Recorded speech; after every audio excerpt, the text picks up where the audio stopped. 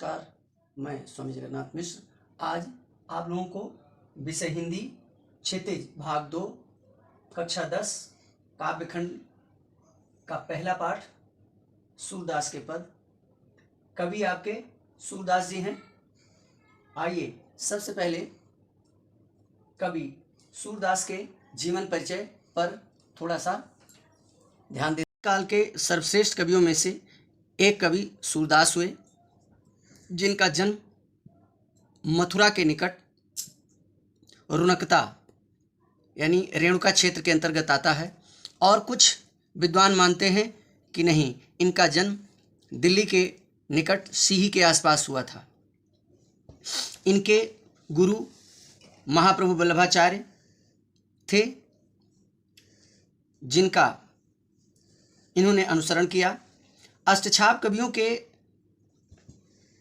श्रेणी में इनका नाम प्रसिद्ध है। सूरदास जी वात्सल्य और श्रृंगार रस के कवि माने जाते हैं। इनके काव्य में रचित कृष्ण और गोपियों का सहज प्रेम मानवीय प्रेम को प्रतिष्ठित करता है। इनके काव्य में ब्रज भाषा का निखरा एवं दृष्टिगत रूप मिलता है। इनका काव्य चली आ रही लोकगीतों की परंपराओं को भी एक दिशा और गति देता है तथा उसकी एक कड़ी है। सूरदास की रचनाएं 3 रचनाएं मुख्य रूप से आईं, जिसमें सूरसागर, साहित्य लहरी और सूर सरावली, ये इनकी 3 प्रमुख रचनाएं आईं, जिसमें से सूरसागर से आपका यह पाठ सूरदास के पद, उसका एक शीर्षक है भ्रमर गीत। भ्रमर गीत का मतलब होता है भंवरे का गीत, भंवरे का गान। इन पूरे तीनों साहित्यों में से सूरसागर इनका प्रमुख रहा है।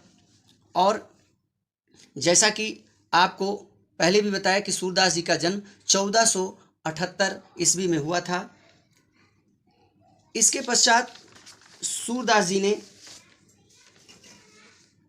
अपने इस साहित्य यात्रा में वहीं मथुरा और वृंदावन में गौ घाट पर श्रीनाथ मंदिर में भजन कीर्तन किया करते थे, और ऐसा माना जाता है कि 1583 में परसौली में इनका देहांत हो गया था। ये था इनके जीवन से संबंधित कुछ प्रमुख बातें। अब पाठ की ओर आते हैं, तो पाठ में जो आपका पाठ है सूरदास के पद, और इसका जो भाग लिया गया है वो भ्रमर गीत से लिया गया है। भक्ति काल के प्रसिद्ध कवि सूरदास जी द्वारा रचित श्रेष्ठ ग्रंथ जो आपका है सूरसागर के भ्रमर गीत नामक संदर्भ से ये अवतरित है। मथुरा गमन के बाद जब भगवान श्री कृष्ण मथुरा चले जाते हैं, तो वहाँ से जल्दी लौट के नहीं आते हैं, बल्कि वे अपने परम प्रिय मित्र उद्धव जी द्वारा संदेश भेजते हैं। उद्धव जी इनके परम मित्र रहे हैं। साथ ही वे निर्गुण निराकार ब्रह्म तथा योग के उपासक रहे। उद्धव को वक्रोक्तिपूर्ण ढंग से प्रेम भक्ति का महत्व समझाते हुए गोपियाँ कहती हैं कि वे मन की जो बातें हैं कृष्ण के जाते समय भी नहीं कह पाईं, और श्री कृष्ण वापस नहीं आए, लेकिन आपको भेज दिया यहाँ संदेश लेकर के। गोपियाँ उद्धव के योग संदेश को हरि की राजनैतिक चाल भी मान लेती हैं और न्याय रक्षक के लिए गुहार भी करती हैं। ऐसा इस पूरे पाठ के अंतर्गत आपको एक एक पद के द्वारा प्राप्त होगा। चूंकि उद्धव जी अत्यंत चतुर और बुद्धिमान माने जाते हैं, और यहाँ आकर के कृष्ण के प्रति उपासना ना करके निर्गुण निराकार ब्रह्म की उपासना करने का उपदेश देते हैं। लेकिन गोपियाँ तो कृष्ण के प्रेम में बावली और मतवाली हैं। मथुरा जाने के पश्चात श्री कृष्ण को ब्रज के कण कण गोपियों तथा राधा और यशोदा नंद की याद सताती रहती है, और इसीलिए इन्हें भेज देते हैं। अब कृष्ण के निश्चल प्रेम को देख करके उद्धव जी यहाँ पर अपने उस निर्गुण निराकार ब्रह्म की उपासना की बात बताते हैं और कृष्ण को भूल जाने की सलाह देते हैं।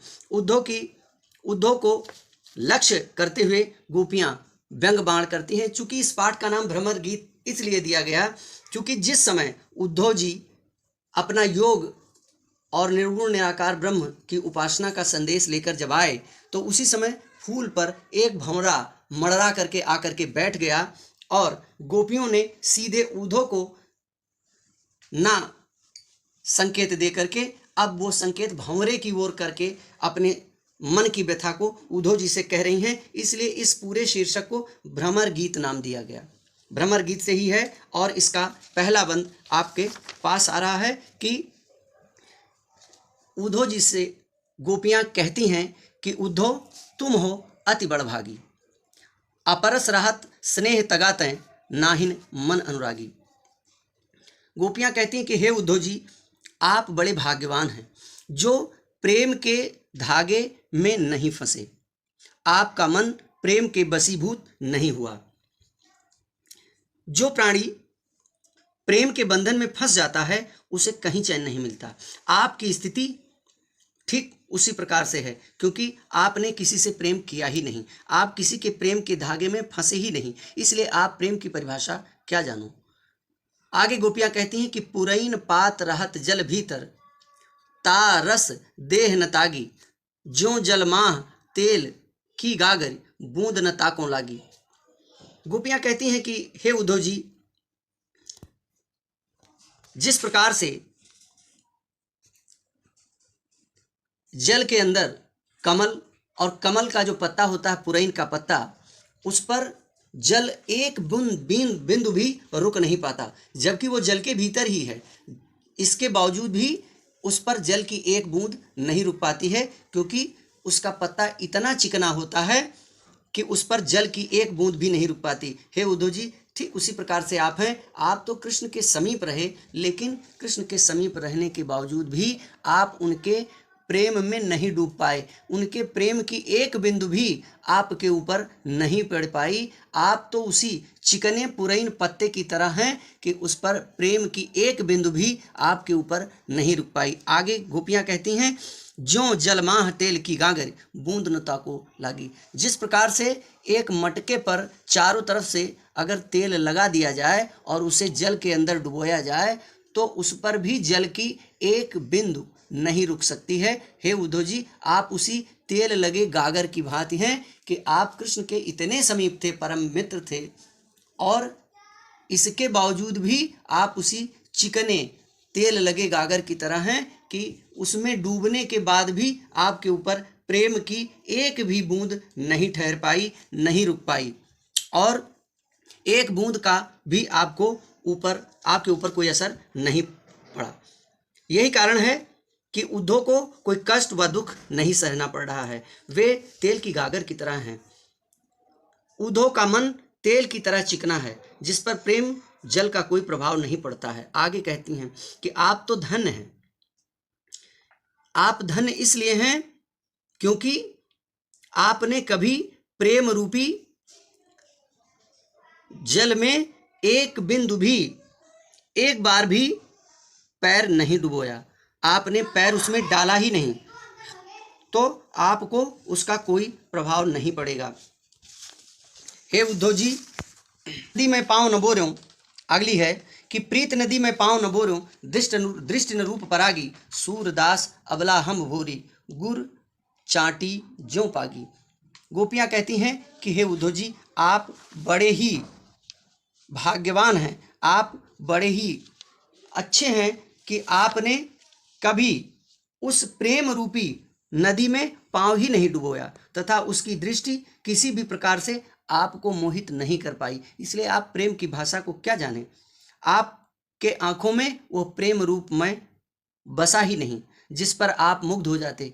इसलिए आप तो बड़े भाग्यवान हैं। और हे उद्धव जी, मैं तो ग्वालन हुई इस गोकुल की।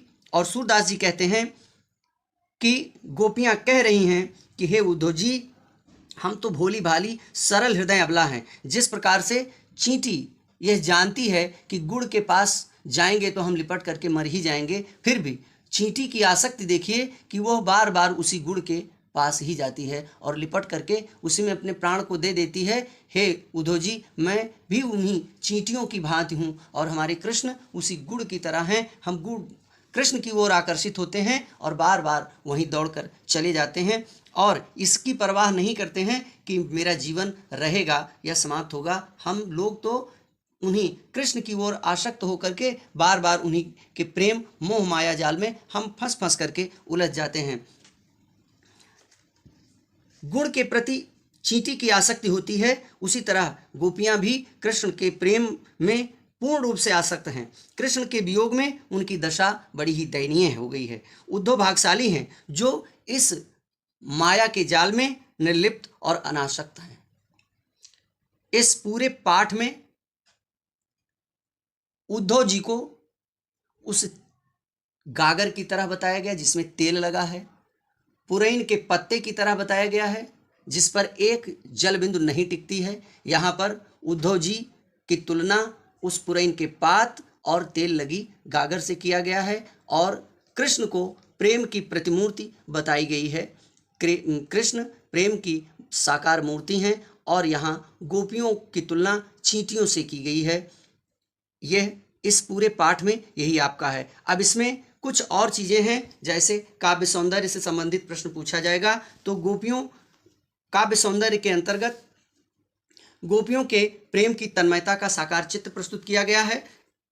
इस पद में वियोग श्रृंगार रस की प्रधानता है। यह पद पूरी तरह से ब्रज भाषा में रचित है। इस पद में अनुप्रास और रूपक दो अलंकारों का प्रयोग किया गया है। पुरैन पात रहत जल भीतर, इसमें ता ता अक्षर की आवृत्ति हुई है, इसलिए अनुप्रास अलंकार है। और प्रीत नदी, यह आपका रूपक अलंकार है। इस प्रकार से यह आपका प्रथम जो पद था ये आज आपका हुआ।